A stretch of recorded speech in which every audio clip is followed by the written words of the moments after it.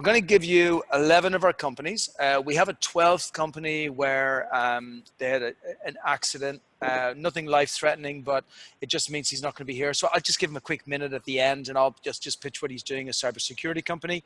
The other 11 companies, we're going to keep everybody just going in sequence. What I thought on this one is, and I can change it, by the way, if there's a burning question, let me know. But otherwise, the objective is that you can meet with these companies anytime afterwards. Everybody's very happy to meet. If it's 20 minutes you want, or half an hour you want, or an hour you want, you just tell us and we'll set it up for you. Isabel is going to share with you a link in the chat. And in that link, there is a questionnaire. And I promise you this is really easy, so don't freak out. It's simple. 3 things to do. Number 1, score the company based on how much they demonstrated, whether they could be a unicorn or not. From a list of, from a 0 to 10, just give them a score. And if you're going to be harsh in there, just explain why. Just if you give them a 2 or a 3, just say, I'm not looking at you, Andrew, but like if there's a 2 or a 3, then just put in there what they need to improve. And if it's a 9 or a 10, just say why you love them so much. And then just like one line. And then at the end, if you want to meet them, just give them a yes. And if no, just give it a no. That's it. That's all it is per company. And that way, then you don't have to sit on this thing for the whole day. And the folks that you really want to meet, we'll arrange the meetings. We'll do it for you straight away. We've got all of the comments back on the ones that you don't.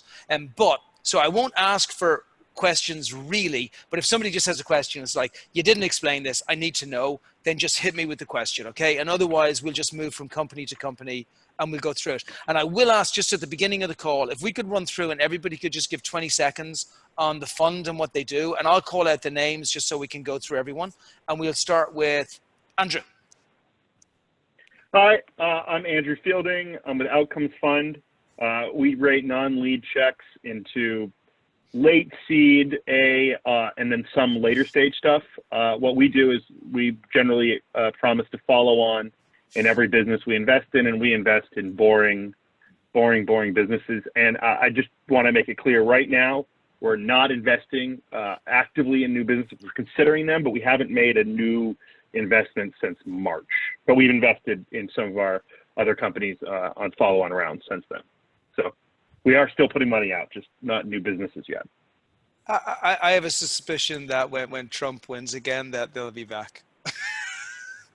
I think things just need, we need to see, a lot of it has to do with what happens in November.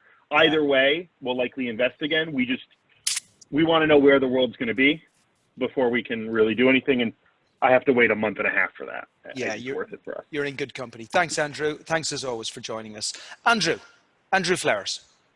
How's it going, guys? I'm Andrew Flowers. I'm one of the student directors for Canyon Angels. We're an angel group based out in Phoenix, partnered with GCU, so we give undergrads the opportunity to conduct due diligence on our companies. Excellent. Thanks for joining us again. We appreciate you. Is that Jeff there, remaining nameless? Yes, it's me. Hey, Jeff, how are you? Good, how you doing? Great to see you. Thank you for joining us. Quick 20 seconds, please. We are in Los Angeles, angel investors, and we are at the top of our ratio right now in terms of what we're investing. But we are still looking at companies and doing working with companies, doing a little consulting and advising and stuff like that, and following on other rounds. But we're waiting for some exits. Yeah. And I was actually just talking about you 5 minutes ago for Florence up at Meet Caregivers, who's with the Golden Seeds folks over in Boston and going through diligence with them right now. Really? Great organization. I love you guys. Thank you, Jeff, for joining us again. You and Robin are awesome. And then we also have Vishal. Hi, everyone. This is Vishal. My name is Vishal Arora. I'm based in Los Angeles.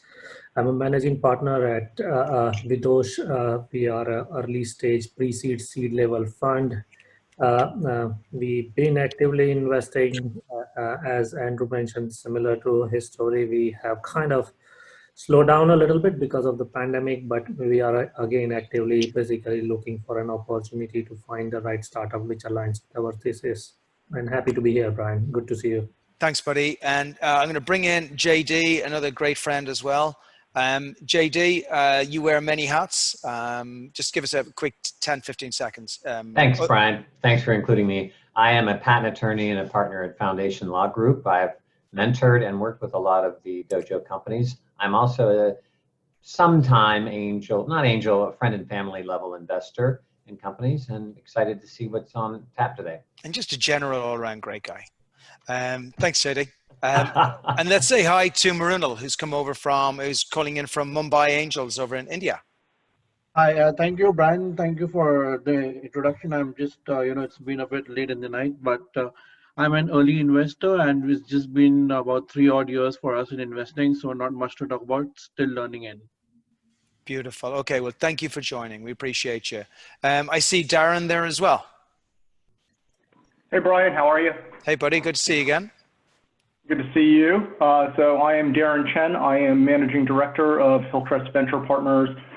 We are a seed to growth stage technology-focused venture capital firm. We primarily invest in the areas of communications infrastructure, enterprise applications, IT infrastructure, and wireless. To date, we've made, I think, 13 investments out of our fund. We are currently raising for our second fund and looking for companies to go in our deal pipeline to showcase to potential LPs. Beautiful. Thanks for joining us, Darin. You're a great supporter of the Dojo, and we appreciate you, buddy. Okay, who have I missed? Who have I missed? Who have I missed? Who have I missed? Any other investors there, please just say hi. Hey, Brian, it's Larry Ewell. Oh, hey, Larry. How are you, buddy? I'm good. I'm good. Great to see you, and thank you for joining us. Again, another phenomenal friend and just great supporter. And we're just about to do a deal together, so how happy are we? Just closed today. Yay! Isn't that awesome? It's Yep. like the beautiful, perfect deal. Three different angel groups got together? Yeah, it all came out of my connection with you, and then we kind of brought in TCALA, TCAOC, and yesterday TCA San Diego had an accelerated session with them. So the closing this morning is at 575 and counting. Beautiful, so, beautiful. And I think Band of Angels are playing in there as well, right? Band of Angels is the fourth group. Yeah. Yeah. I've not been involved with Band of Angels, but I have with the other 3. Is crazy. That's beautiful. Just a quick 5 seconds just on what you're doing down there. Oh, I'm sorry. So I'm a vice chairman of Pasadena Angels. Am responsible or trying to bring new companies into the Pasadena Angels. We do about between 3 and 5 million a year, typically in 250 to 300 investment size. And Brian, I'm happy we got one done. Yeah, amazing. The first of many. Thank you, Larry. Thank you again for being a great friend, amazing investor. Who else have we missed? Hey, Brian, this is Candace Ng from the Harvard Business School Club. Thank you for having us on today. Hey, Candace. Thanks for joining. Love My us. camera's all crazy. But I am, so for the Harvard Business School Association, I'm co-chairing the Angel Group, which has recently come under our umbrella. And I also run the new venture competition in the Southwest for the school.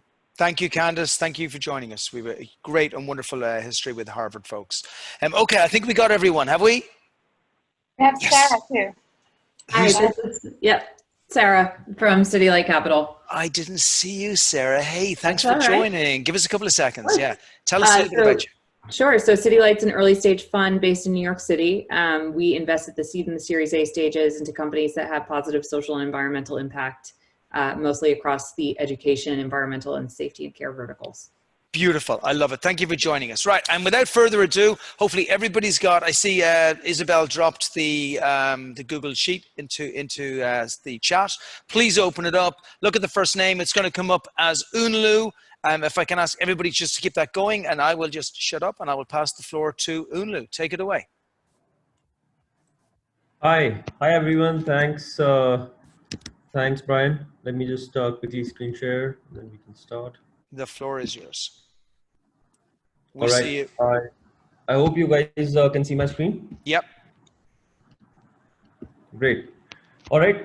Thanks, everyone. Great to meet you. Amazing set of folks today in the house. And I'll quickly start talking about Unlu. Unlu as a word means famous. So our mission is to interact and let everybody in the world interact with the most extraordinary personalities around, right? Uh, let's look at the problem statement to begin with. So we are primarily housed in India right now, obviously have international expansion plans in the roadmap. If you look at India, there are 500 million fans out there who wish to interact with celebrities. But just to understand the magnitude of the problem, there are 10 million Indians every year who wait outside celebrity houses just to get their glimpse, and celebrities obviously cannot monetize any of these fan engagement experiences. And post COVID, they can't even experience it. And the opportunity is $10 billion in India. The global opportunity is $100 billion. Some of you might have heard of the names like Cameo, Fan Park, so these are some of the players out there who are trying to do similar stuff. But let us tell you how we are different. We spent like last 1.5 years understanding the India market, what's the requirement, all of that. So there are 4 solutions that we offer here. There is a personalized message, a product which is already live right now, wherein a fan can come onto our platform, request for like a birthday wish, a celebration message, a greeting for anybody else or for himself or herself. There's a live quiz that we'll be taking out soon. This will be done with various A+ category celebrities. When we say A+, then every celebrity has 20 million following at least. There's a video call which is already gone live. So any fan can request for a direct video call with any celebrity out there. And the last format is the masterclass. So if you look at these, so masterclass is again like, a 15-odd session format, 10 minutes per session with various celebrities to learn acting, singing, dancing, all of these kind of talents. So if you look at the pool of celebrities, we have about 500 plus celebrities right now with a combined reach of more than 1 billion following on social media. We have some of the biggest celebrities in India right now onto our platform. We'll talk more about, some of the key celebrities we have in the pipeline. But let us quickly jump to why these celebrities trusted us to begin with. So as I said, we've been in research phase, spoken with 1,000 plus celebrities before launching our product. We have a 100% automated product. So the celebrities' biggest problem was the payments taking so much time. There being so many intermediaries, agencies involved. So we made a product in which a fan can request for a video shout out. The celebrity gets that video shout out on their phone. Through a teleprompter, they read the message, and the moment they submit the video, they get the payment. So it's a 100% automated product, giving a beautiful experience to them. We've partnered with some of the biggest brands in India: Book My Show, Cred, Jio, Flipkart, Paytm. Across every different segment, we've partnered with each of these big brands, which is giving these guys are giving us a reach of more than 100 million users. In terms of impressions, we also have pretty good industry insights basis which we launched it. This is something exclusive we haven't announced yet. Only for this forum, we have partnered with Guru Randhawa, got him on board. He is one of the biggest singers with 5 billion views on YouTube for his songs. He has 40 million following on social media. He's joined Unlu's team on board on a very minor equity and rev share basis. We've partnered with Alive India, again, like India's biggest music creation production house, which is 500 plus singers, 40 plus concerts, launching personalized music. So we're launching a concept called as a gift of music with Alive India. So anybody could come and request for music creators to create new music for, let's say, their wives and children and kids and friends and all. But quickly talking about what's in it for our customers. So we talked about fans. Obviously, there is having celebrity connections was not possible till date. It's a new age gifting platform as well. So every time a user requests, we also try and see their reaction. They are shocked, surprised the moment they see these celebrity videos.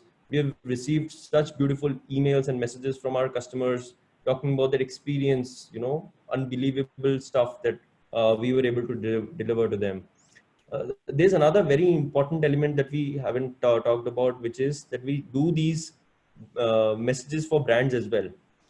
Now we give we allow brands to take celebrity endorsements at less than 1/10 the cost.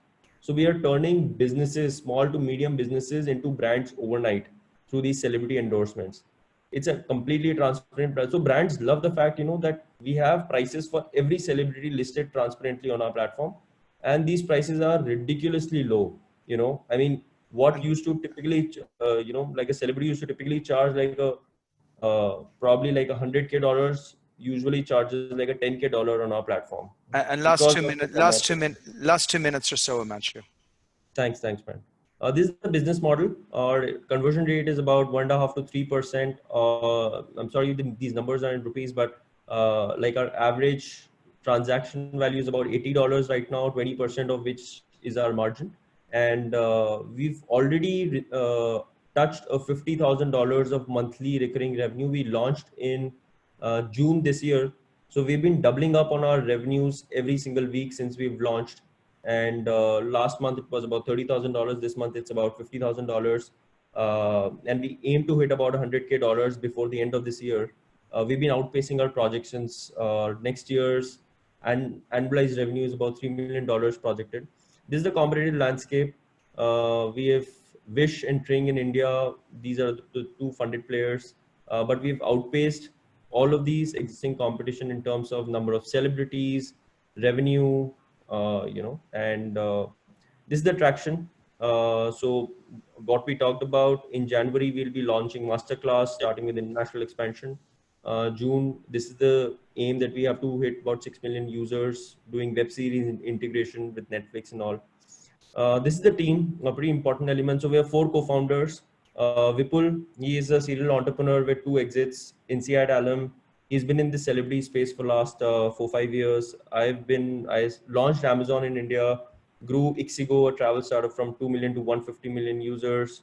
Akshay is a product guy, again, with entrepreneur with 2 exits. Anurag is an ex-entrepreneur, a full stack tech person. Akshay is one of the top voices in product management in India. And if you look at our product, you would understand the difference that we have in terms of, what we've built so far for the user experience. This is the ask. Our last round was oversubscribed by 300%. We've closed the last round. We made some commitments to our investors. We have to so this is the bridge round that we're doing, raising about 500K. A lot of it already has been committed by a lot of these. So we have, very, very strategic angels with us who will help us in international expansion, as well as giving us very, very unique celebrity reach. Right. The use of funds for next 6 to 9 months is to get product market fit for the 4 products we talked about and reaching 1,000+ celebrities, majorly category A or the top celebrities. Our next raise is lined up for Q1 next year at a $15 to $20 million valuation, and they will be raising a $3 million. Yeah, and I got to tell you, great pitch. And I got to tell you, with this particular company, especially when people started to see the path to traction of $1 million a month by midway through next year, I actually had to go to 3 of our investors and actually reduce allocations on the last round to actually get them to this place. So they're absolutely on fire. Great job, Himanshu. I'll move on.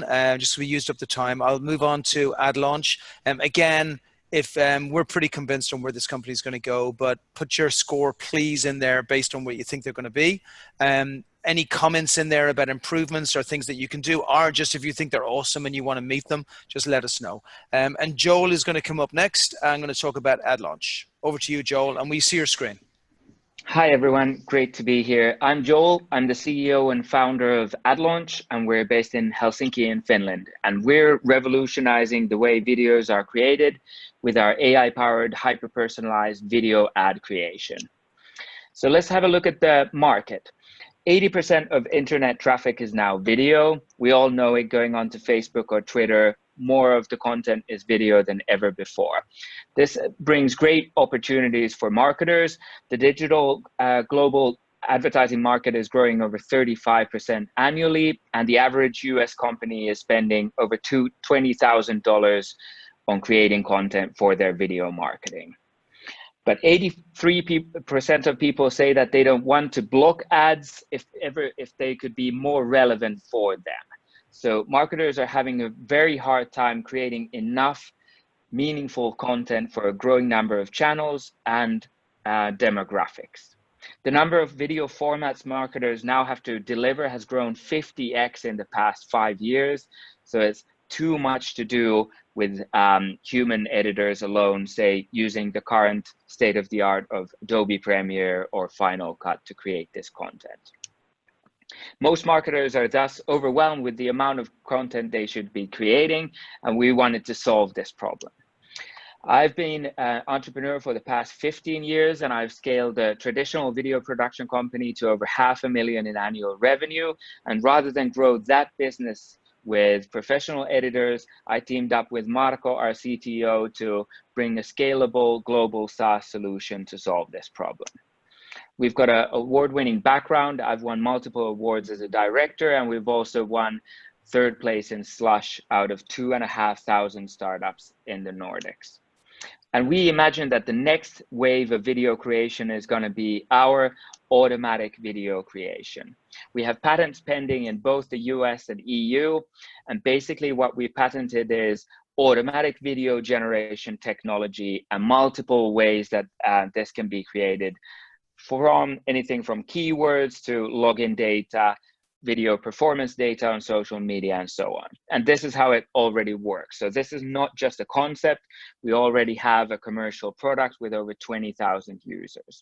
We've built a really intuitive user interface, so marketers don't want to dabble with too many toggles or dials. They can just input keywords like California, people, summer, then choose the mood and length of the video and create a video in 2 seconds or so. They can still manually edit the video, but we've pre-licensed 5 million video clips, photos, and music tracks so that it's really easy to create videos faster than ever.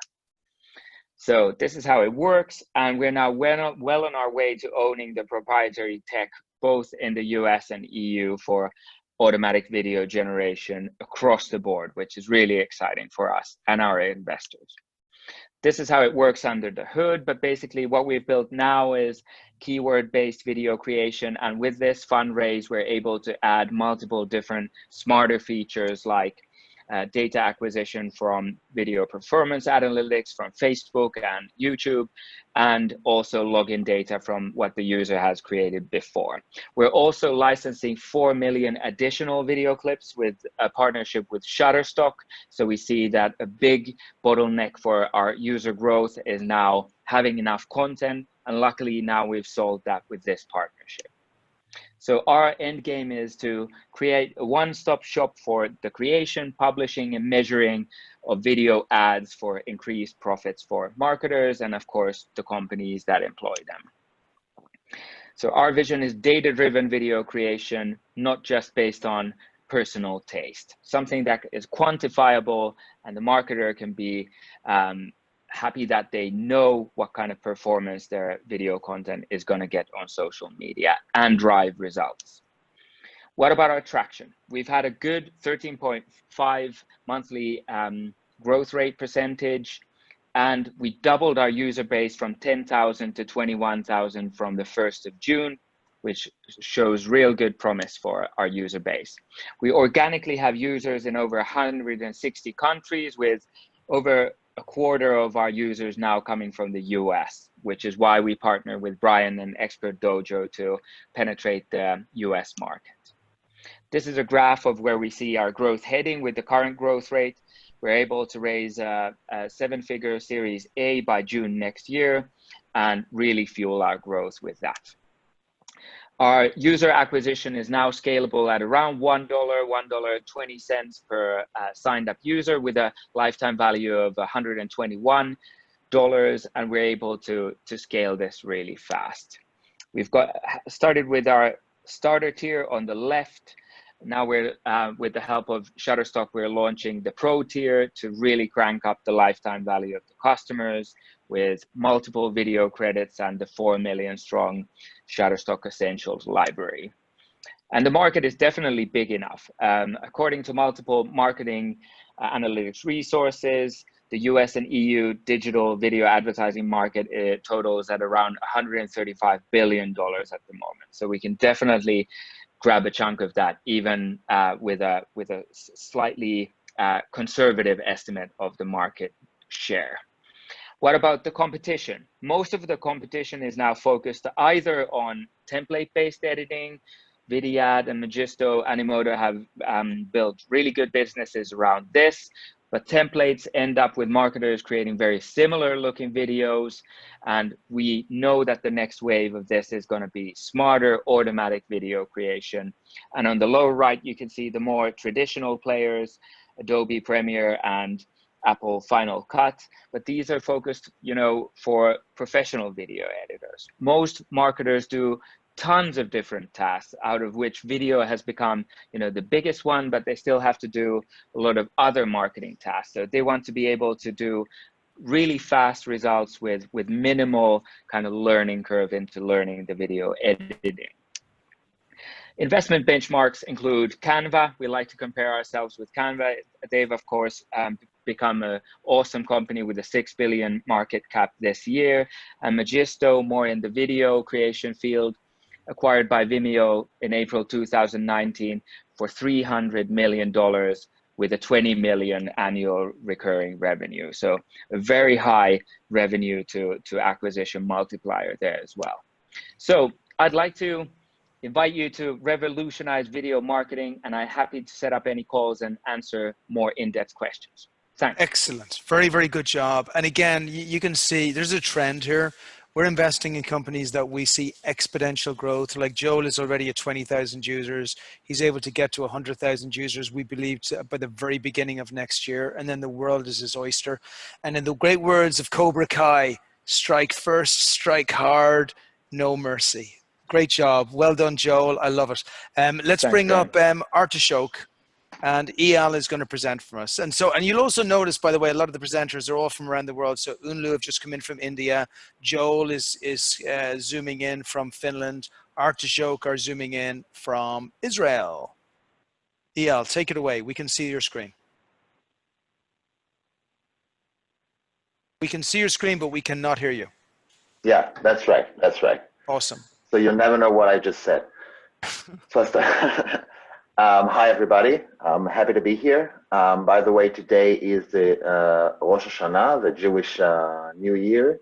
So I'd be happy to wish Shana Tova, a Happy New Year to everyone. I'm Eyal from Artishoke, and in the next few minutes, I'll tell you a little about the future of work and how workspaces should really be managed. So a little bit about the problem. We all know and feel this problem every day, but just to get a little sense into how huge this problem is, offices today are only used 27% of the time. That means that companies around the world are bleeding $290 billion every single year just due to poor office utilization. So let's just take one company, for example. This company has 4,000 employees, not that much, which directly cost the company $68 million annually just for the office space. If they would have managed the workspace better in terms of utilization, and only, not 100% utilization, which is not realistic, just double it to another around 55% utilization, they would have been able to save $34 million every single year. Now, the work paradigm is already shifting dramatically. This drawing is from a CBRE report that was just published 2 months ago. And the problem is that, well, the paradigm is shifting. This is something that already has started, but the problem is that companies find it very difficult adapting to it. It's hard to manage, and it's specifically hard to manage the way they used to do it. So this is why we need to, sorry, I just, you discovered the end of it. But like Tesla they wanted to create the right kind of EV, not just patching some holes. They needed to build it from the ground up. And this is what we are trying to do. So what we have built is we've created the ultimate fully autonomous workforce and workspace operating system on steroids. The idea is simple. Data comes in and actions come out. We gather data from any source and turning it into real actions. We are making facility managers real-life superheroes. Our space management suite is connecting to all the different units throughout the office, enabling real understanding of what's going on and actually acting upon it. Say the office is too cold, I'll just crank up the heat, or the meeting room needs to be cleaned, alert the cleaning team. This area is unoccupied, so just turn off the lights and AC, and there are lots of other examples. These are just a few of those. Now, how do we do it? On the employee side, we provide an end-to-end experience and control app. We interact with the employees on a daily basis, understanding their needs and helping them stay in touch, no matter where they work from. We also connect teams to one another and connect employees to their managers. On the executive and manager side, we provide them with tools, outlines, assessments, and deep insights for optimal employee productivity and satisfaction. Once we do that, the benefits for the organization are phenomenal. Just a few of them are 50% office space reduction and 15% increase in employee productivity. And these are just a few of the great benefits for the company. So if we'll just take a look at a modest calculation, say we only take on the US market and we only get to 10% of the small to medium companies with 500 to 1,000 employees, only those. And say we only charge them 10% of what they can save only for the workspace. This is around $650,000 per company per year on average. That's generating us a revenue of $1.2 billion a year only for this real and very modest estimation. Now, as for penetration strategy, our low-hanging fruit is mid-size enterprises with 500 to 5,000 employees. We are already in contact with some very interesting ones. There's just a few of them. A little bit about our competitive advantage and what differentiates us from the different players in this area. First of all, we are the first ever autonomous hybrid workspace and workforce management solution. We touch all the elements along the way. It's a real full stack operating system. It touches the facility, the managers, the employees, the executives. It's automating the day-to-day, really just due to the fact that it touches every single aspect in the value chain.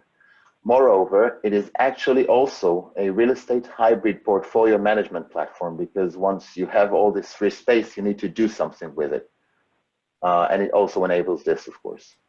And 2 minutes. It'll take me less than this. I know. We'll have time for questions. So our team is composed of highly experienced multidisciplinary professionals who've worked with great companies such as Salesforce, Facebook, and others. What we're currently raising is a $750K safe, just kicking off our $2.5 million seed round. Thank you for listening. Shana Tova, as I said before, and I invite you to take the journey with us to changing our everyday. Yeah, and we love this company. We were fortunate that COVID had already hit and we could see the future of work. And when we realized what EL and Amit were doing, they'd already been taken into an accelerator over in Israel. And the phenomenal, I think, one thing I would maybe mention is just to add on the team, since we have an extra couple of seconds, and maybe just go back into Amit a little bit and talk about his depth of experience as an engineer, because I think that was the main reason we invested in what we felt that they could really solve this whole change of work that's happening right now. Sure. By the way, Amit is also on the call, so Amit, I invite you to join us if you'd like. Yeah, I'm here. I'm here with you guys. Sorry, it's all the family here. Lots of noise. Yeah, but Amit really has lots of experience with algorithmics, with machine learning, with SaaS implementation with big organization. He has lots of experience both in in Salesforce, in Proofpoint, in other companies. Large companies really understands enterprises, but also understands how to develop enterprise solutions for those corporates, and specifically with and Eyal, with ask one machine thing. learning and AI. Yeah. Yeah, sure. so he's a beast. He's got the chops to be able to do it. And Jeff asked, how much does the implementation cost? The implementation cost for So us, or for if you're going to implement this for a company, let's say you get a company for 500 people, and you go in there and you put sensors in the buildings, and then you have all of their people go home, and you implement your software, which will then be able to not only measure activity but also productivity. What's the cost for the employer, more or less? The NRE for that would be around, at the moment, would be around $50,000 to $60,000, which is nothing compared to what they save. Yeah, and that would be a yearly cost, right? That would be the setup cost, and the yearly cost for this specific organization is around $50,000. Okay, perfect. Yeah. So 50 to set it up. Thanks, great job. Awesome presentation. Get back to your Happy New Year. And thanks for joining us from Israel. We appreciate you. So we are going to go, I feel like the Eurovision Song Contest. We are going to go from Israel to Spain. So Monica, take us out and tell us a little bit about Squadra.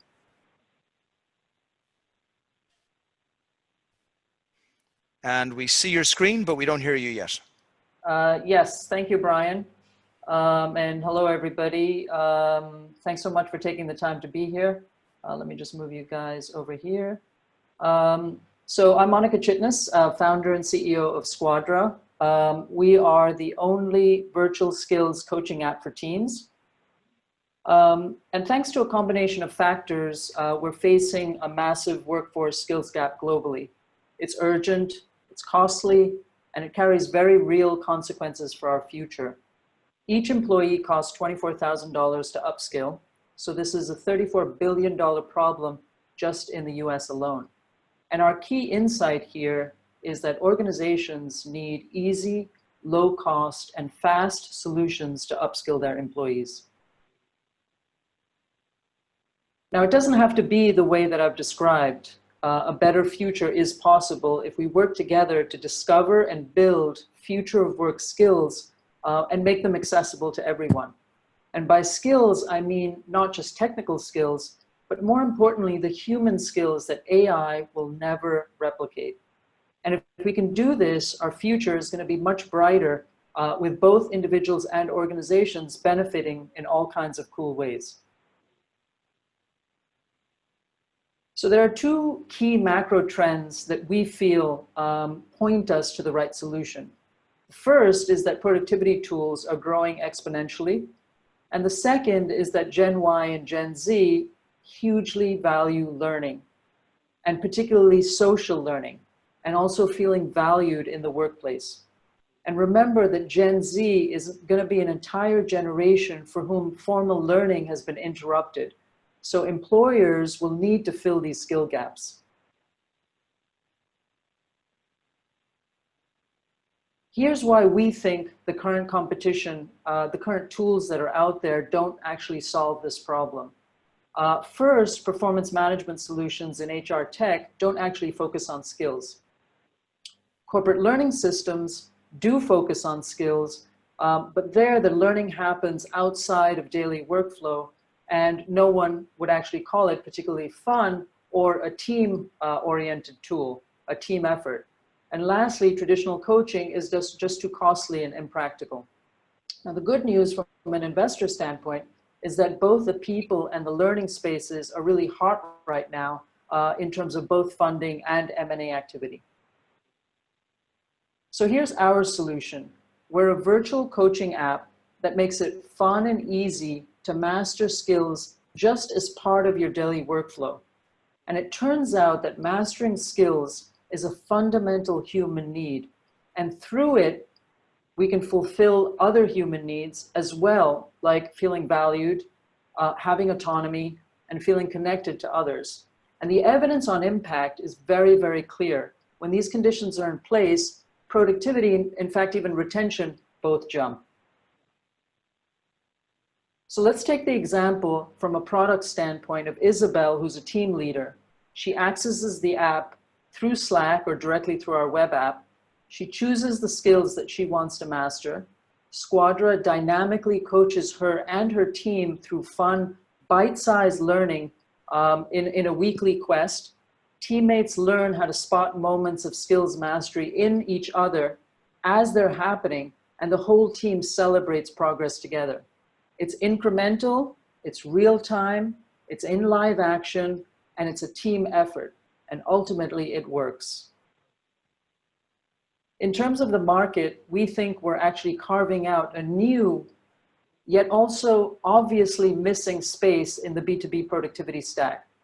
Because if you think about it, all existing tools help you do stuff more easily, but no tool actually makes you better. In fact, our own skills are the best productivity tool any of us have. You can think of our TAM as the same as Slack's, which is 28 billion. And in fact, we're building in a Slack first way, so we can piggyback as a highly complementary tool. We're leveraging a freemium model together with a 3-tiered go-to-market strategy that combines organic growth through Slack, a product-led growth approach, and our distribution partnership in Spain and Latin America with established enterprise clients. We think that this combination will get us to 1.7 million in ARR by Series A with 35,000 paid users, assuming a 14 or 15% conversion rate. Where we are now in year 1, which was last year, we started to monetize with 5 large corporate clients, including a few multinationals. And it was through working with our initial set of clients that we saw a real opportunity for skills coaching and pivoted to a freemium model so that we could scale much more quickly. We're in 2 accelerator programs, Expert Dojo and the Venture City in Spain, and we're laser focused on user growth and engagement. Despite COVID, we've already closed 2 very big name contracts here in Spain, including the Police Academy, and we have 80 other team trials that are currently live with other large corporates. So we think that this is going to allow us to get to 300,000 in revenues next year across both tiers. In terms of our round, we're currently raising 500K, of which we've already raised about 40% and will be closing at the end of October. Our goal is to use these funds to really crank up our growth engine and get us to product market fit, which we define as 10,000 free users, 1,500 paying customers, and a quick ratio of 2. Our team is super diverse with deep cross-functional expertise. 2 of us have backgrounds in coaching and education, and 5 of us are engineers. But even more important than that, it's in our DNA to be entrepreneurs, hack solutions in any situation, and stay relentlessly focused on building this product that users will love, but that also helps solve a really big problem. That's it. Thanks very much for listening. Yeah, amazing job, Monica. Look, again, we love this. You can all tell the timing plays a huge role in this. Monica was all in this well before everything that happened within the workplace. But right now, today, I cannot think of any other software that companies would require other than having some form of skills and motivational based software to help their teams grow. So we see no reason why this is not going to be absolutely huge. Thanks, Monica. And again, please, all investors, please give the scores on the companies, comment on the companies, and then also the people that you would like to have meetings with. I'm holding off questions so that you can save them all to have the conversations later. Get some rest, Monica. Thanks for jumping on. And we're going to jump from Spain over to Egypt, and Ahmed is going to give us a breakdown of what's going on over at Bokdok. Thanks, Brian. Hello, everyone. This is Ahmed from Egypt. I am eye surgeon and healthcare manager certified from the American University and the founder of Bokdok. Here, I think you see my screen well. It's perfect. Okay.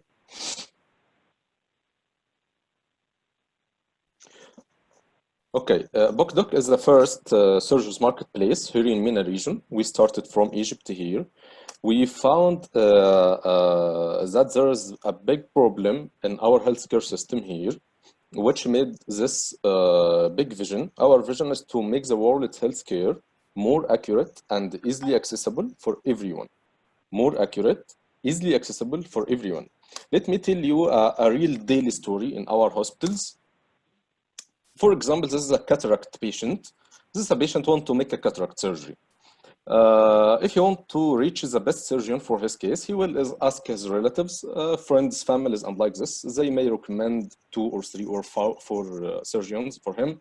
But the big issue here is that many of patients can't reach the best surgeon for their case. And we found this problem not only in Egypt, in many countries, which we made the healthcare visibility studies in it. This situation is in all departments, almost in neurosurgery, orthopedics, gynecology, all of surgical departments, we found this daily issue. And these are small statistics. And by the way, these are from the American market, which is maybe one of the best in the healthcare. About 50% of surgical complications are because of the doctors and the providers' error. And from WHO, the unsafe surgical care cause complications in up to 25% of the patients. So we are going to solve these big problems, which is the misdiagnosis and mistreatment from surgeons and these surgical complications. Example like this patient, cataract surgery, he may reach up to, he may face blindness easily every day in all countries. So we made this solution, BocDoc. Through BocDoc, any patient can search about any surgery in any specialty, and he will see many of surgeons and hospitals. He can select multiple doctors and hospitals. He can send his medical case for free and receive multiple medical opinions for free through BocDoc. And even he can make his telemedicine through BocDoc to examine before the surgery, and then he can select the best surgeon regarding the experience of the surgeon, the reviews from the previous patients who made the same surgery with the same surgeon, and like this. We also already made an awesome solution. We made some financial integrations with financial institutions to provide installments. We found that many patients in many countries can't pay his surgery immediately. He don't have the cash. So we made this installment solution, and currently we are making a direct integration with MasterCard and Visa to provide the installments for any credit card or debit card on the earth. We are the first mover here in MENA to make such a platform. Through BocDoc, any patient will get a real surgical reviews, not a reviews about generally about the doctor and like this, and the image of the clinic and like this. No, these are real surgical reviews. And our installment solution, we are the first to make this, and through BocDoc, you will get almost all of top hospitals in MENA region here, and we will get exclusive discounts through us. We already registered in USA, in Delaware, and in Egypt as a joint stock corporation. We now have more than 30 different medical specialties.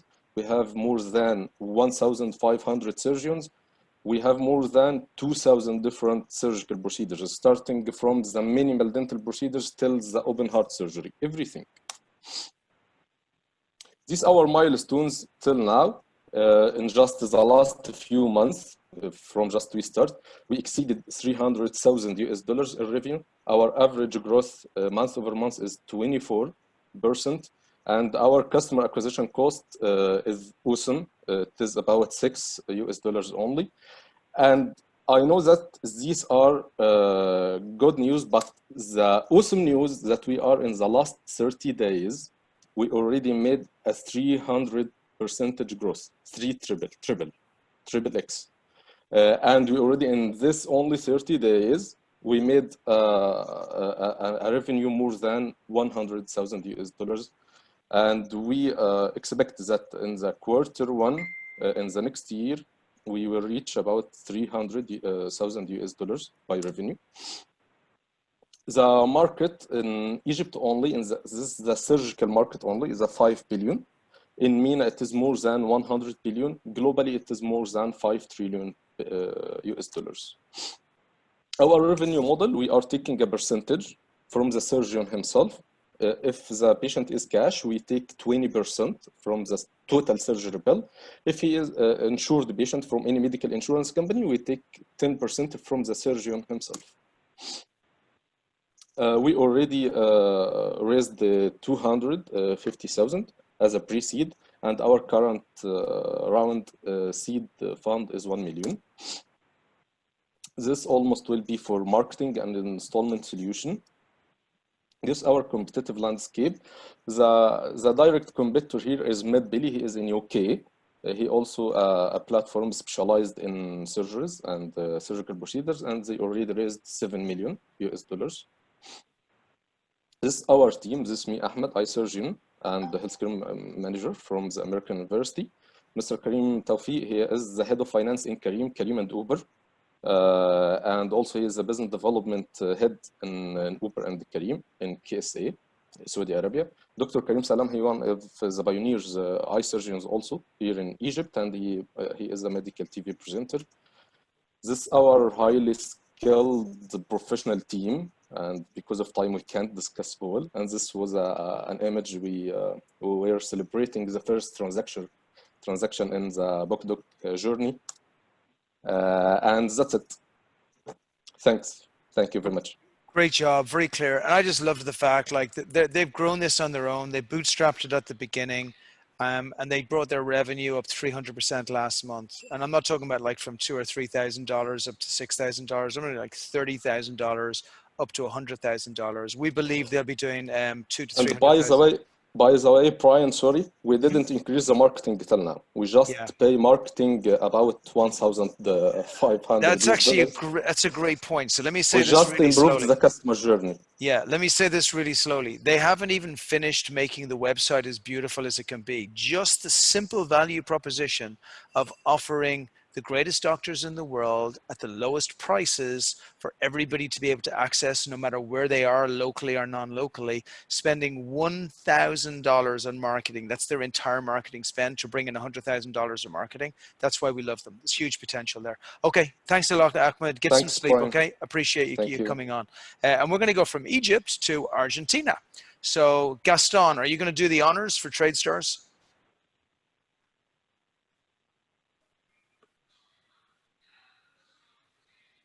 Let's see if we got Gaston in here. Okay, well, I will then ping Gaston and find him. Let's bring up, thank you, Cash, while I'm tracking down our friends, Gaston. Simeon, the floor is yours. Hi, guys. You're okay, buddy. Oh, yeah, I know. I'm pushing in a few minutes. There was you sitting there thinking, hey, I've got like 7 or 8 minutes. It's fine. I'm going to relax. No. Yeah. And Simeon, I'll say, just while Simeon's putting this together, we had to beg him to take our money, and I mean it. They'd gone through a premier accelerator up in San Francisco, and they're doing things over in Africa right now, which are going to blow your mind. So it's the truth, right? Take us away, Simeon. Over to you. Hi guys, I hope everyone can hear me. Yeah, great. Hi guys, my name is Simeon Oninobi. I'm one of the 4 co-founders and current CEO at Connected Analytics. Basically what we do at Connected Analytics is we help retail businesses in emerging markets to better understand their customers. That means understanding their customer spend, their behavior, that way making them loyal customers and repeat customers and eventually growing their business. So I hope that was not a mouthful. So basically, in just over a year, we have done this. So we've processed over $30 million in transactions, completed 1 million transactions. We've done about $900,000 in total rewards, which is actually our total revenue, but our net revenue is about $300,000, and we want to grow that to $1 million MRR, and I'll explain how we're going to get to that point. This has helped us grow 50% year over year, and we want to make that faster. Now, let me tell you what the problem is. So in emerging markets, businesses are actually blind to consumer insights. They don't know who their customers are. They don't know what they're spending. They don't know the visit frequencies. They don't know the purchases that are made. It's always Hail Mary. If a customer walks in, okay. If a customer doesn't, okay, we'll just figure out how to pray to God and get customers in. and we decided to try and figure out what was the problem. And we figured out that two major things account for this issue. One, cash accounts for over 90% of business transactions done in most emerging markets. So is it Africa? Is it Asia? Is it Latin America? You have cash has predominantly been spent at business premises, mom and pop shops, retail shops, gas stations. People just pay cash. Number two, for these businesses to be able to get loyalty infrastructure, which will actually help them do what we need them to do in terms of retaining customers, is super expensive. So only the big tier companies like the Walmarts or the Targets of this world can actually get access to that. So so they're actually stuck. So we decided to tackle this problem by creating something. We created a cost-efficient, payment agnostic platform where every customer keeps earning rewards for every single spend, and they instantly get alerts that show them that they can spend their rewards instantly, while businesses would get tools that would actually help them understand better these customers, create repeat customers, acquire new customers, and retain the existing ones. How does it work? I'll take you through it. It's simple. A customer walks into a store, pays either its credit card, debit card, or even cash. They enter their phone number through our algorithms that we've already integrated into all the banking platforms that we're in the markets we are. They instantly get an SMS alert that will show them, hey, you just got this reward for making this purchase, and this is your balance, and you can spend your balance. So they are actually excited and happy. While the businesses will get a shiny, intuitive, actionable insights and analytics on a dashboard that is very easy to use, very easy to understand. It's very simple, and we also provide them a mobile app in case they are on the go. Now, let me take you through a case study. Angel Retail Gas Station was a company that started in about 2018. Now, Enyo was a gas station that started in a very, very competitive marketplace. So they were up against Shell, they were up against Texaco, ExxonMobil, they were up against Cornwell. Now, these are giants in the industry that had hundreds of stations scattered around Africa.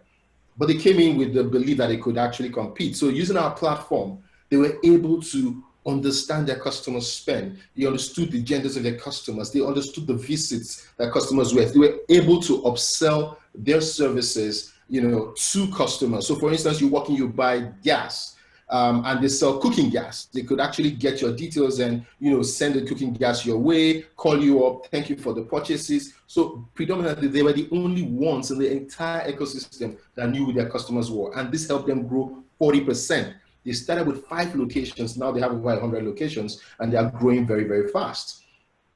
Now, how do we make money? Simple. The future is data, but for the meantime, so that we can, keep ourselves in business, we take a reward commission. So averagely 5% is the reward given to the customers. We take 30% of this as our charge. So we don't charge the merchants yet. They use our platform for now. They gather all the data, and in future, we want to use this data, which we believe is the future of the African and emerging market retail space.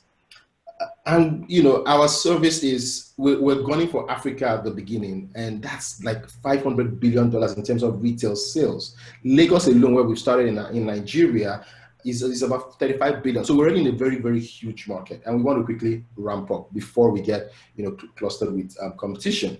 And our system is so flexible that different business segments use us: coffee shops, gas stations, supermarkets, like credit cards and debit cards. They use us because why? So what they found out is that they were blind to cash transactions. So they would deploy their services. People would use their services at locations, but they couldn't see who who customers that were paying with cash. So with our system, they could actually move customers that are paying with cash into the digital economy, and that's why they're partnering with us. Most recently, we just signed a partnership with InterSwitch, and I can make that partnership known to you.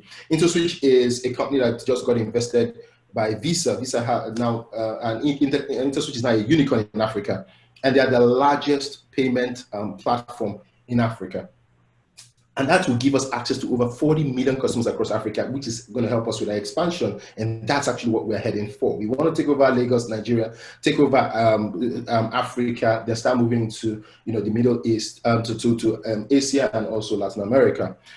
Now, do we have competition? Yes. This is a space that shows you that anybody could be a billionaire. Ibota is a $1 billion company. Rakuten is a $1 billion company. Dosh is also getting there. And also, if you know Honey is also in this space. Honey just sold for about $4 billion. So this is a space that is good.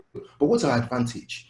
We are the only ones that are focused on the emerging markets. We are the only ones that are not just tracking digital forms of payments, we are tracking cash transactions. We also have exclusive partnerships. We are signing with different partners to give us defensibility.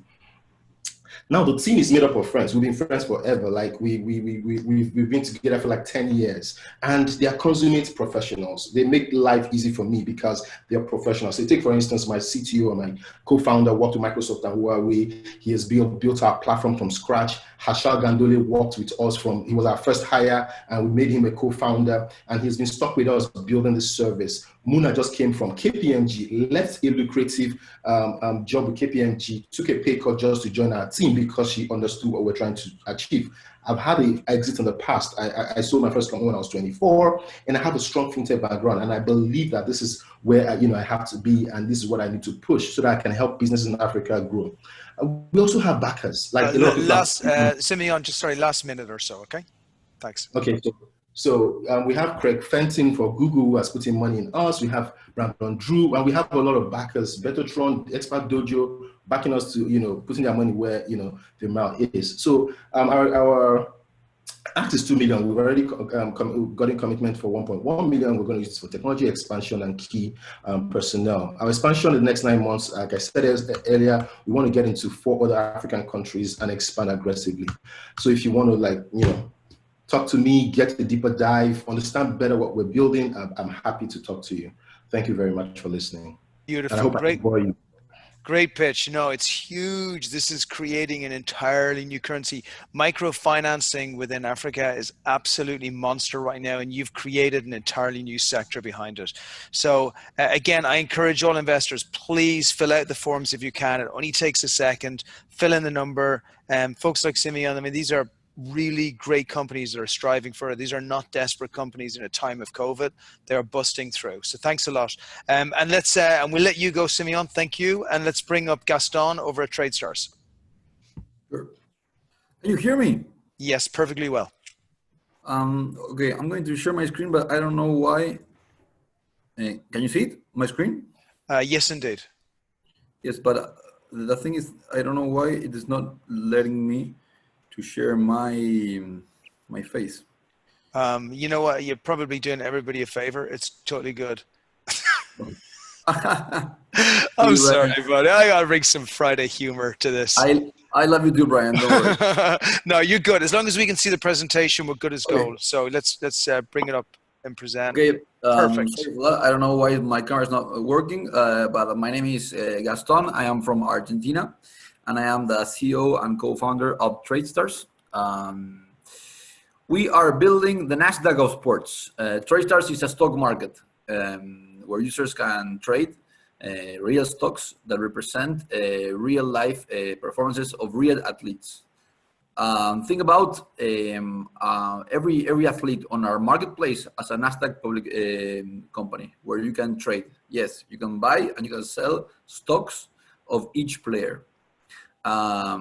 So we are in the fantasy sports space. Maybe you're from the USA. You know the big giants like FanDuel or DraftKings, which are very big companies where basically you create teams and you compete against others for real money. Here it's a similar concept, but instead of creating your team, you just create your portfolio of players. It's not necessary you'll need to buy only 2 midfielders and only 1 goalkeeper, for example. You can build whatever you want. It's like having a portfolio of stocks of Nasdaq companies, but instead of athletes. Okay, and how does this work? Basically, the prices of the tokens go up and down regarding on the performance of the player in the real life. And so, like a company does, if the company does well, let's say Apple does well, the prices go up. In this case, as well. If my portfolio of players, of athletes, do well on the pitch, my holdings are going to have a bigger value. And how do we validate the valuation of the stocks? Is not an opinion, but it's on data. What we do is that we measure around 30 variables per player, like any other fantasy platform in the world, and that gives us an average punctuation on how well does the player perform. So this is very important to state. It's not our opinion, but what happens on the real life. Like I mentioned, like the other fantasy platforms. This concept, we're not the first ones doing this concept. It has already been validated in the UK market for football. It started around like 5 years ago, and they already have a company that's called Football Index. It's valuated in 250 million pounds, and it does 10 million pounds per day in daily traded volume. So for us, but they're only in UK, and I mean their license only lets us perform over there. And for us, it's important because it's a validator that the concept can do really well. Our idea is to do this for dozens of sports all around the world, and not only sports but also esports. We are working on a very cool deal right now with ESL that we hope so to put online before the end of this year. Where we are right now, we did a pre-launch of our product for cricket in India. Cricket is the second sport in the world, and well, basically through a partner we have over there, we decided to launch in India because the regulations over there are very easy in order to perform a fantasy platform, and there are more than 1 billion followers of cricket. So we did a pre-launch on February this year. We reached around 22,000 registers, which more than 70 came from our great referral program. And well, then we had to stop it because of COVID. We had to stop this pre-launch or marketing campaign we started. But luckily for us, COVID is coming back tomorrow. Cricket is coming back tomorrow. So on next week or around 15 days, we're going to relaunch the platform with a very heavy marketing campaign. Also, the guys of Unlu which is another company of India in the cohort, is helping us a lot with big cricket influencers. So we think we're going to do a lot of noise in the next coming days. Also, till now, we've raised already $200,000 since we started, and the last investors were Expert Dojo. As mentioned, we're coming back. We're very excited. We're very motivated. We expect to reach 100,000 users by next month and 1 million by next year, Q2. So this is basically our idea. Our thesis is to conquer the markets that are outside Europe and USA. We're going to go over there after this, but we want to be the pioneers of this concept in India, Southeast Asia, and the MENA markets. Of course, after cricket, we're going to esports and soccer, football, which is the biggest sport in the world. But by these three verticals, which are cricket, football, and esports, we already have a very, very big, huge market to follow. We have a very simple business model. Is that we charge a trading fee of 2.5% every time a user trades stocks of a particular player. And something important is that we use blockchain technology. We really believe in these types of technology. We have a lot of experience in this space.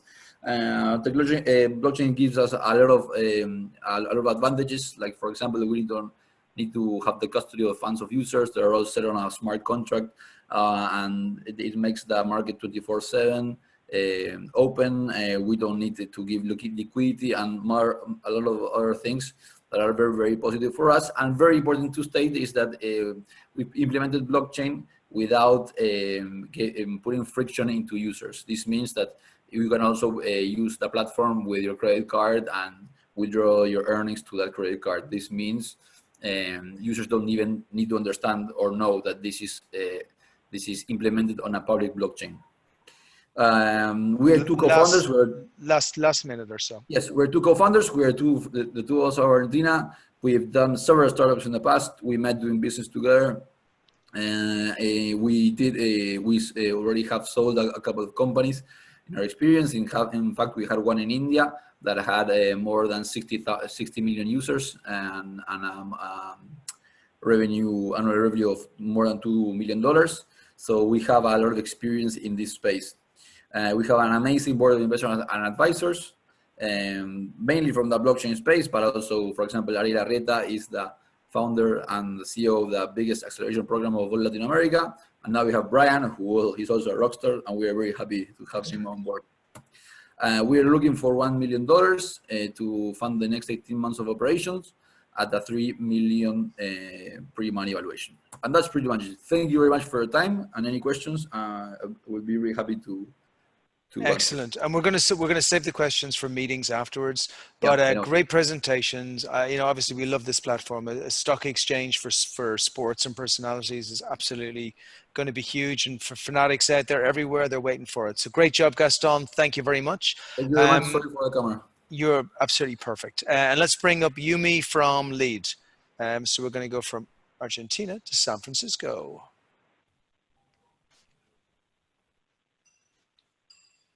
Yumi, do we have you?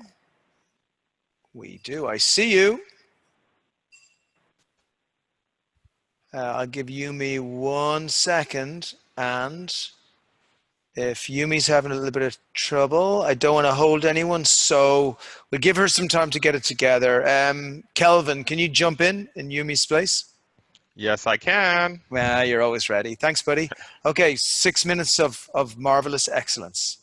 And now we're going to move into cybersecurity. So really, really interesting technology that Kelvin's built. Over to you, Kelvin. Hello, everyone. I am the president and CEO of Broadbridge Networks, and I'm going to talk to you about securing the world's connections. But first, I want to give you a little background on myself. This is my third startup that I've co-founded, and I've been a part of 6 total startups. I've been a part of Introvert Networks, which was an intrusion prevention company. Neoterrace Networks, which is an SSL VPN company. MI5 Networks, which is web security gateway. Pareto Networks, think of it as Meraki. It was like the Meraki of orchestration and wireless and security. And Niara, which was my last company, big data security analytics. I have a strong background in networking and security, and I've returned over $500 million in exits to investors. Jonathan Flack, my co-founder, he comes out of the media and entertainment space. He's an expert in designing GPU systems. He was an early adopter of the GPU-based systems. He worked for Sony, Pixar. He worked on movies such as Lord of the Rings, and he's the brains behind everything in design. And Bernard Brantley is a security expert. He worked for companies like Microsoft, where I sold him a whole bunch of equipment, and Amazon. He keeps us honest on what they look for as far as solutions that monitor traffic. So let's get into it. So I don't envy the job of a CISO these days. And the main reason why is because there are 3 million unfilled security positions, and it means that they're chronically understaffed and overwhelmed security departments. They can't monitor anything. There's an explosive growth in network data, which means legacy PC systems are inadequate at dealing with network loads. And there's a disparate network solutions. There's a solution for every disparate analytic solution. There's a solution for every single type of analytic thing you want to have. So what does this all mean? Well, there's a lack of visibility. So what are you to do?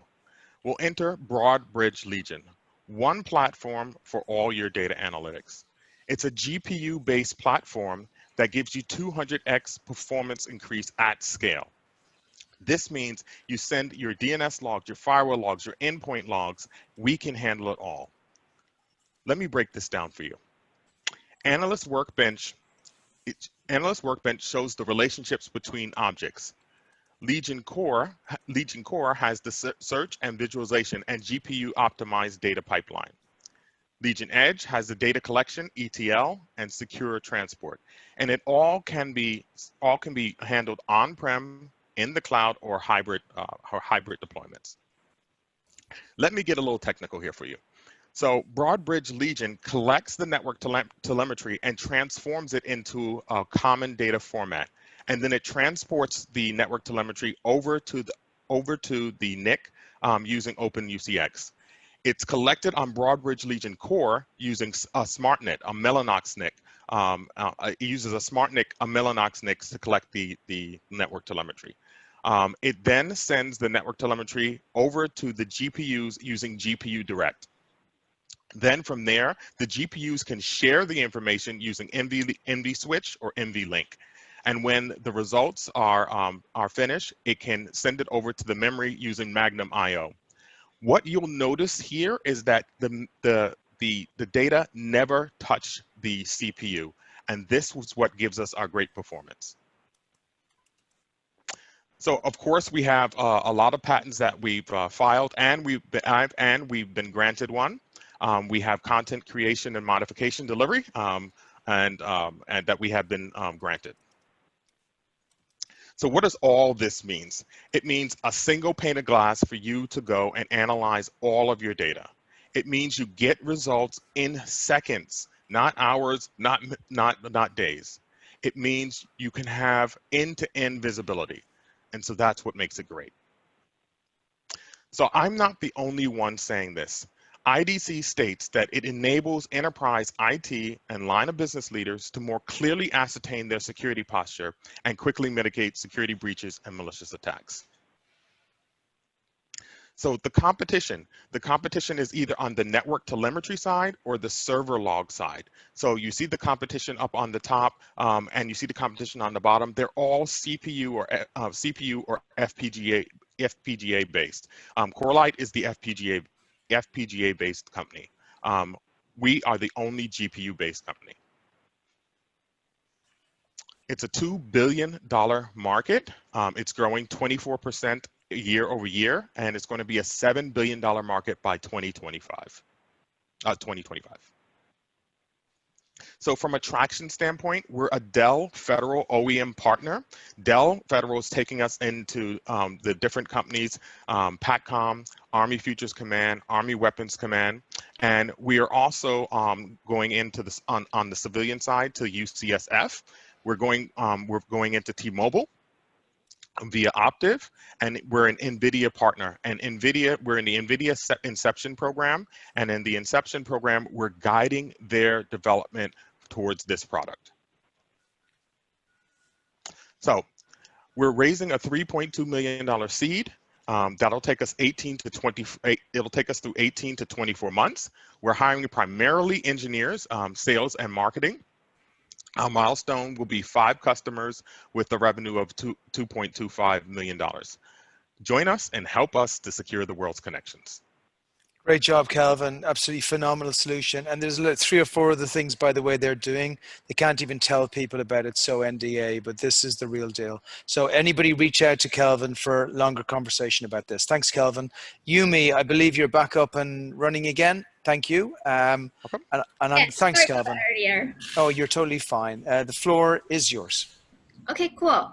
Let me share my screen. Let me know if you can see it. Yep, we see your desktop. Okay, cool. Can you still see it? Yes, indeed. Okay, great. So hi everyone, my name is Yumi, the CEO and the co-founder of Lead. At Lead, we help companies to maximize their current team's potential to build world-class companies. So before I start to tell you more about our company, I would like to share why I started this company. So before I found the Lead, I was country manager, pretty much a founder for Meitu Technologies Japan market. Meitu Technology, they are a consumer app, kind of like TikTok, Snapchat. They have 800 million users globally. And then in Japan, I led a team from scratch and had 20 million users. In Japan market back in 2016, that's 1/3 of the female population there. So the company, as a result, had a great successful IPO of 4.5 billion IPO in Hong Kong. That was second largest to Tencent. And then the company was really great, but the turnover rate was really high. The people quit every week. So my team was different is that I was able to maintain 100% employee retention. The things I did differently there was to make sure everybody was able to connect with people, not just in our own team, but with other teams such as in UK, in US, in China, so people can find friends and mentors and learn from each other. So at this, for this practice, a lot of people who were considered to quit, instead of quitting, they find their job impact and decide to stay. So after my two experience and success, I decided to wrap this practice and then build into a software so any companies can use it to plug and play to maintain their talent. So I bought Ayman and Jay as my co-founders. Ayman, his expertise is that he's an AI engineer and data scientist. His previous job experience related to lead is that he analyzed metadata in email logs. So he also started 3 startups in the past, a serious entrepreneur. Jay, he worked for Twilio, led a team and built a beta product to all the way GA and learned from just US market to all the other countries. So he's very experienced in building enterprise softwares. So that's why the 3 of us have different skill sets that are complementary to each other. So let me get into the problem. So what we are solving, the problem is to reduce employee turnovers that are related to work relationships and also lack of growth opportunities internally, because there's 50% of millennials and 50% non-millennials. And inside of that, there's people who have different communication styles and personalities and stuff like that. And in companies right now, they are doing peer-to-peer programs, regardless what type of program they run, because they know that there's a 3 times increase of retention, pull the average from 1.5 years to 5 years more if the employee can have a friends and mentor inside the company. So that's why companies are looking for solutions like Lead to help them to manage those programs if they have multiple teams, different communication styles, different schedule and locations. Especially after COVID, that a lot of HR says that the work style will not go back previously, like all people in the office like before. So there's more and more trend in companies looking for remote team. That's why we build our software within Slack and Microsoft Teams to support this. People can build relationship online. So how this works is that HR download our software from the market space in Slack and Microsoft Teams. Is a third-party integration, and they can set rules, and then we will match employees and then break the ice for them, let them to set up meetings or chats, and then get the data feedback to the HR. So how this looks simply is that, let's say if HR want to match sales with engineers, they can customize this form and then people will be able to chat and meet. So they can match any groups from 2 to 8. So for example, if you have 1,000 people, then you will have like 500 pairs. So that's pretty much the MVP stage that we're working on. So after we launch this MVP, we already have about 400 companies organically signed up through Slack and Microsoft App Store. We launched our Slack in this January and then Microsoft Teams in late May. We are already approaching 9,000 active users. And this growth you see here is not how we intend to grow in the next couple of months. So here we're testing what type of functions people like. And we already found that most people won't have like cross team matching and then a few key functions that they would like us to add. So to increase their internal usage, now most of the companies have less than 200 people using our product, but they said if we are able to launch those few more features of cross-team matching so they can support different programs running, then they can increase their numbers to a couple of 1,000 people. So at the end of October, we're gonna have not 10,000 users, but 20,000 users. And then at the beginning of next year, it's gonna be 50,000 users. So that's how we plan to expand. And then the total market size, right now, if we just count from the Slack and Microsoft Teams, about 2 billion at the moment for the phase 1. So the last minute or so, Yumi. Yeah, sure. Before I go to the technology, I want to talk about our go-to-market strategy. So we are land and expand, industry agnostic, and we have 2 paying tiers. So now nobody's paying us, but we are going to use this data for our AI algorithm, and then eventually start to charge companies this price list here. Companies right now are using us for the 3 things listed here, and then they are using this to save their HR hours.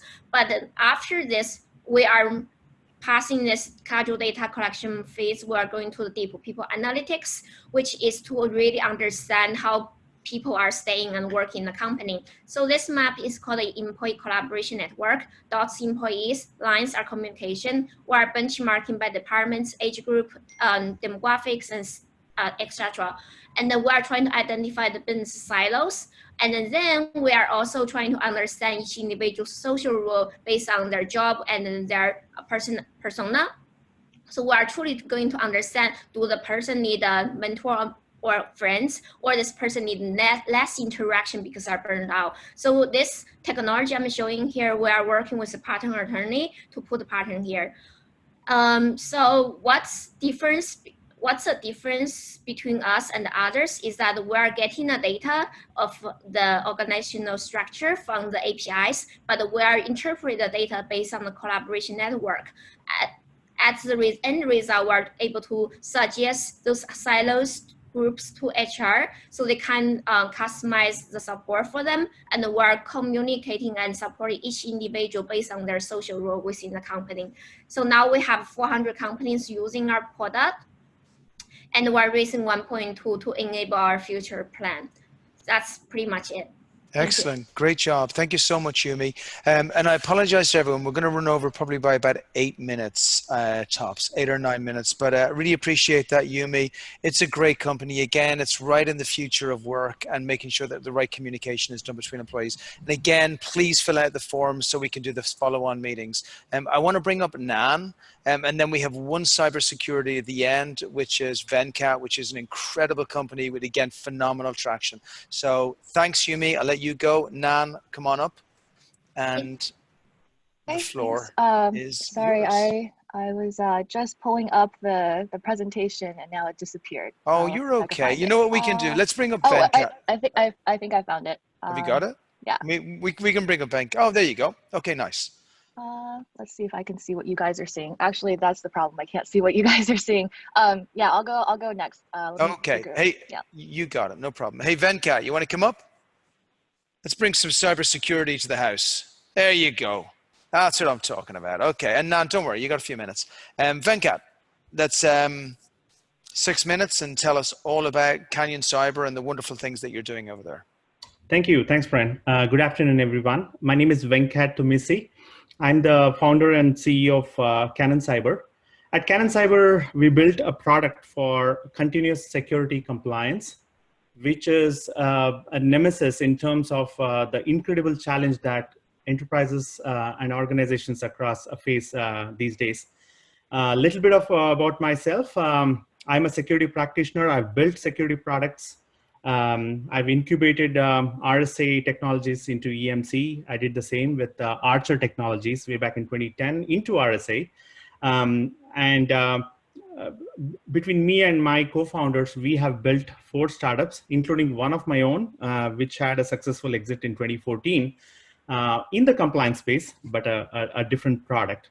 Coming to the problem, organizations face stringent regulations from a compliance standpoint. The reason being that there is a multifold increase in events, which basically challenges organizations on a daily or a minute-to-minute basis, right? So as we see this, there is an increasing need for organizations to have continuous compliance for security, right? And not just compliance as a one-time certification. Because of this, organizations are totally in a no man's land in terms of being asked to be continuously security compliant. And we know that we see this too many times often, right? That many companies are penalized for not being compliant, and the cost of non-compliance really bites them. If you kind of look into the reasons behind this, it's just that customers are extremely ill prepared to handle this new situation where they were okay to be compliant on a one-time basis to now being asked to be continuously compliant, right? And there is no solution in a product format, if you look into the industry today, which can handle this problem at scale. So, and in terms of the competitive landscape that if you look across, we have most of the service providers filling in, like on a temporary basis, working with these organizations to make them compliant, but not continuously compliant, right? I mean, the reason for continuous compliance is that, anytime, for example, take Salesforce as an example. If Salesforce is deployed in their customers' environment, if Salesforce is found, non-compliant for any security vulnerabilities, that actually, that liability translates to their customers, and which can be, potentially very, very damaging. So at Canon Cyber, we decided to take the bull by the horn, address this problem, and coming from our own background in the compliance space, what we were inspired was, from an open source repository, which is a Bible for the Fortune 2000 companies. But looking at it, it was not in any form and shape of being deployed as a product. So we built a product with 13 patents, and to provide the shape of what Canon Cyber is today. And we call this product as CSCAN, which stands for, as you can see, Continuous Security Compliance Automation Network. The way it works is it has a core workflow. I'm not going to go into the technicality of the product. I will be glad to talk about it further. On top of which, we deploy what we call as packs or use cases, right? For example, PCI is as a use case. HIPAA could be a different use case. What we do in the process is cut the entire effort, cost, and time, and much more importantly, save businesses and organizations from a reputation loss, and more importantly, eliminate violations. And the product is built on our 13 of our core innovations, like I mentioned, which primarily is into anonymization and like AI/ML based platform. As we built this product, we started this venture in October of 2018, and since then we have been continuously talking to our earlier contacts, customers in different industry spaces, and the message is pretty resounding in terms of what they need as a product that can operate at scale. So we chose to deploy Canon Cyber in a minimal condition or stage at Google and NVIDIA. Two different use cases, same product. So in Google, we deployed it on their Cloud Simple product, which was their acquisition last year, to ensure that Cloud Simple is continuously compliant for PCI DSS, which was a requisite obligation from their side contractually to their retail customers, and specifically Kroger's. In NVIDIA, we deployed Canon Cyber in the product, in NVIDIA's GPU product called DGX2, to ensure that the product stays continuously compliant as they deploy this to their end customers. In this case, it was a federal contractor, Lockheed Martin. What was happening was, from the time it was shipped to the time it was commissioned, the products, as you know, these days, they go out of compliance, very quickly, right? Rather rapidly. And because of the changing, circumstances, the boxes were kind of, going back and forth between Lockheed and NVIDIA, which used to take anywhere between 9 to 12 months. Now, enter Canon Cyber, and we are able to, reduce that, time lag drastically, and, be able to help both, not just the customer, but also NVIDIA in ensuring continuous compliance. So, in terms of our achievements so far, so we had 2 customers in 2019. We made a revenue of 100K, just 2 customers, 50K a piece. And we were more in a validation phase. So this year, we are going to double down and add 2 more customers, reach 300K, and we are at 200K as we speak, with a 200% growth. And next year, we plan to have a full-blown version of the product, announced at the Black Hat conference in August of next year. And for next year, I think we are pretty much on path to reach 2 million with 17 customers. We have vetted our customer pipeline, up till next year. So 2023, we want to be at 12 million. And, as you can see, right, our milestones are pretty high. The reason is simple. There is not a product in the same shape and form as Canon Cyber in the market. The second part is, this is an industry that is primed to be disrupted, where there is heavy usage of services approach to solve the problem. And with the advent of continuous compliance requirement, I don't think services can keep pace, and it has to be addressed by a product like Canon Cyber. In terms of our growth projection, we want to hit the ground hard and run as fast as we can. And as you can see, we are on our path to achieving where we need to be. And this is truly a product that can gain the leverage of an early mover advantage and capitalize on that to reach our 100 million mark. 2026 is what we are looking at, but I think we can reach much more faster with a better market access. Remember, we are just looking at North American market at this point in time. I think there is a global reach for a product like Canon Cyber, and this was again this was reflected in the response that we got in RSA conference. Perfect. So just to explain a little bit about the growth numbers that I'm projecting, right? So this is brilliant, but we'll finish it up here after this. When you're all done. right. So so it is a subscription model. I can share the deck, and we charge by use case, by customer. So there is a land and expand strategy, for that Canon Cyber is looking for, and focus on just 3 industries: financial services, retail, and healthcare. And geography is North America at this point in time, with a truly great potential for us to go beyond. Thank you. Wonderful, great job. $100 million, my favorite number. Super job, Venkat. Very, very clear. Everybody gets it. And we're going to go into the last presentation of the day. And apologies, this has gone a few minutes over. But these are all well worth it, because we've got such good companies and such heavy traction, which is so unusual at this time. We wanted to make sure you saw them all. So Nan, can we show your presentation? Yes. Sorry, I was trying to get it to upload. You're fine. There we go. That's perfect. All right. Let me know if you guys can see this. We can see it. Take us home. All right. So this is a very high level concept deck. We have very detailed decks with lots of numbers and traction and all of the KPIs for a follow-up. So I timed this pretty much to 5 minutes. So we basically came across a new way to shop. We did this within the vision market, which is what we call with vision interchange. We duplicated for the millennial luxury brand market called exchange. And now we are kind of encapsulating all of this under one brand called market in order to offer it to consumers.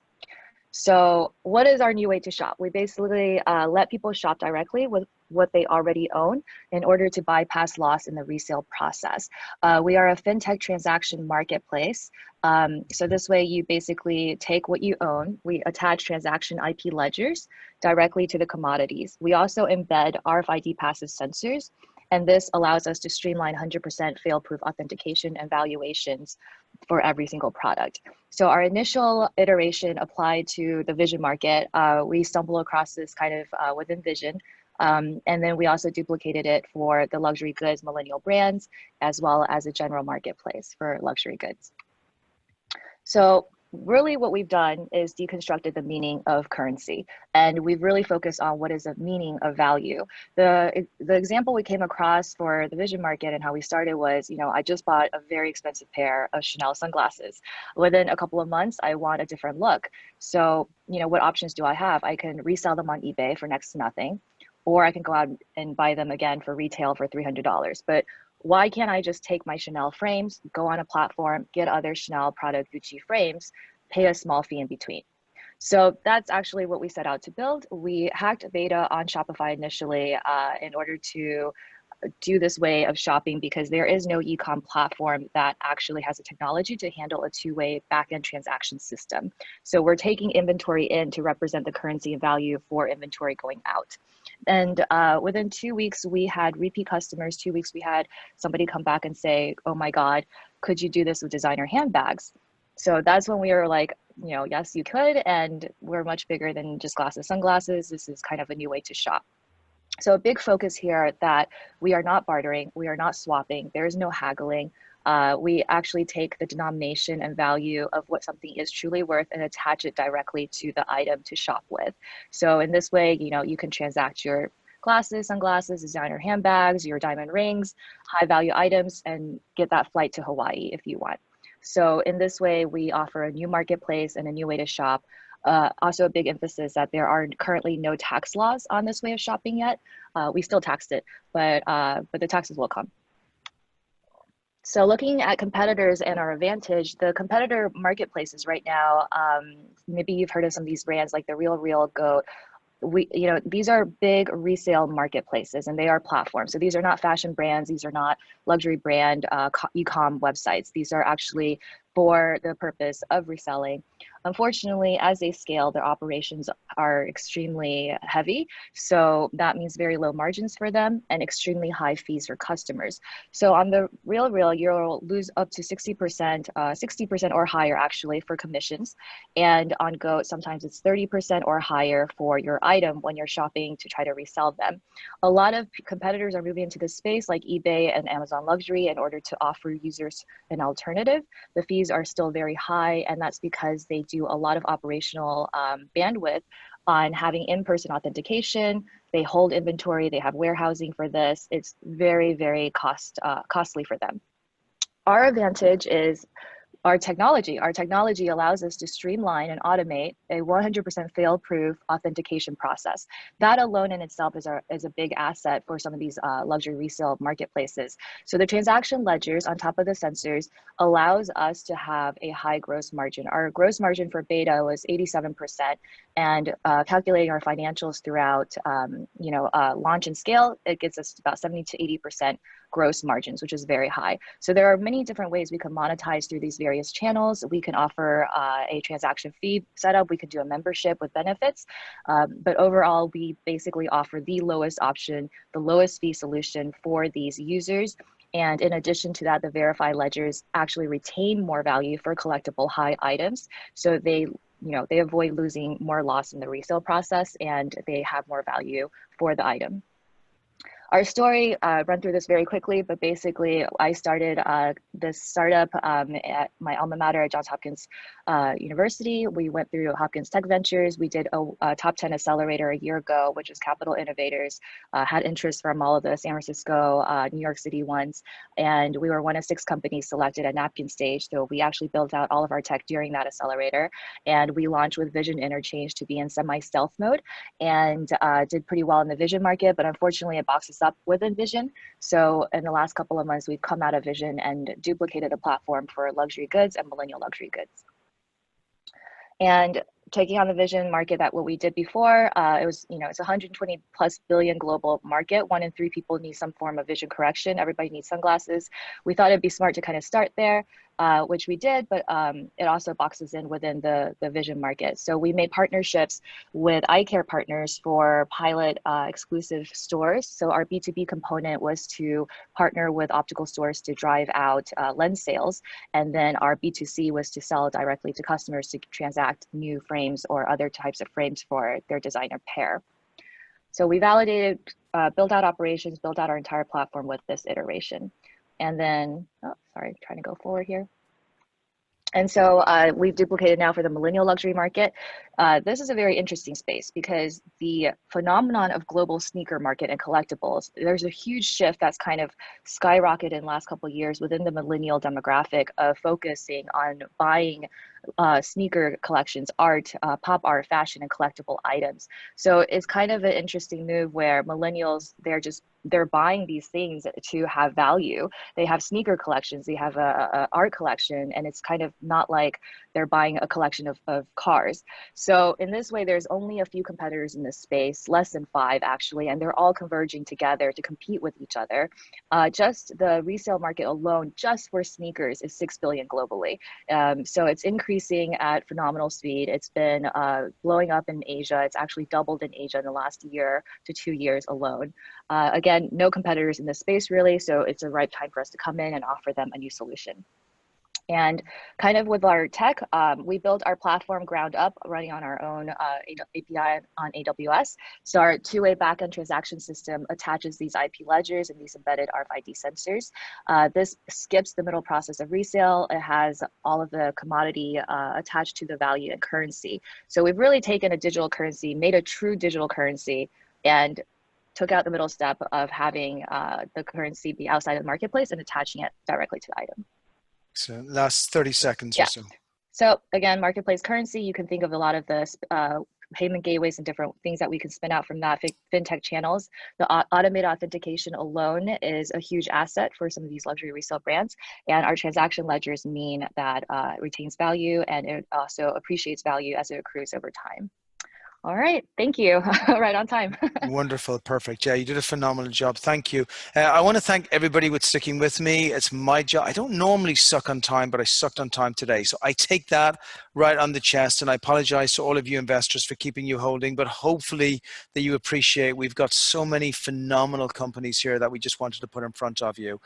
We would love to arrange meetings for you. We would love to hear your comments afterwards. I appreciate your time on the Friday afternoon. I appreciate all you guys as investors and all the support you give to our startups. Thank you, thank you. I'll shut up, I'll let you go, and hopefully we'll be recommunicating next week and arranging some meetings with you all.